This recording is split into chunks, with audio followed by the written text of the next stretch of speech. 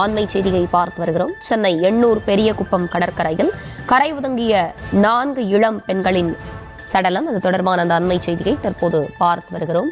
எண்ணூரில் 4 பெண் சடலங்கள் கரை ஒதுங்கியிருக்கிறது.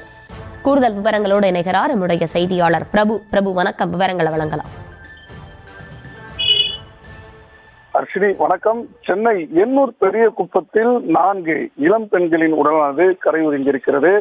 முதற்கட்டமாக இவர்கள் இலங்கை அகதிகள் முகாமை சார்ந்தவர்கள் எனவும் அதில் மாணவிகள் இருப்பதும் தெரிய வந்திருக்கிறது. அதாவது வடசென்னை எண்ணூர் பெரியகுப்பம் கடற்கரை பகுதியில் தான் இந்த 4 இளம் பெண்களின் சடலமானது தற்போது கரை ஒதுங்கியிருக்கிறது.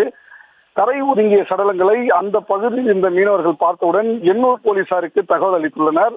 தகவல் அறிந்து சம்பவ இடத்திற்கு தற்போது போலீசார் வந்திருக்கிற நிலையில் சடலங்களை கைப்பற்றி ஆம்புலன்ஸ் மூலம் அனுப்பி வைப்பதற்கான ஏற்பாடுகளை செய்து வரும் நிலையில் போலீசாருடைய முதற்கட்ட விசாரணையில் இந்த கரை ஒதுங்கி இருக்கக்கூடிய இந்த 4 பெண்களும் சென்னையை அடுத்த கும்மிடிப்பூண்டி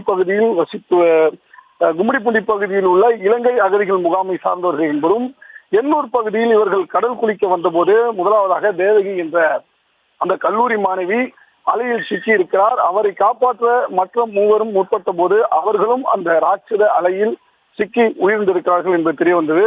உயிரிழந்த தேவகி, ஷாலினி, பவானி ஆகியோர் திருவள்ளூரில் உள்ள அரசு கல்லூரியில் பயின்று வரும் மாணவிகள் என்பதும் தற்போதைய முதற்கட்ட விசாரணையில் தெரிய வந்திருக்கிறது.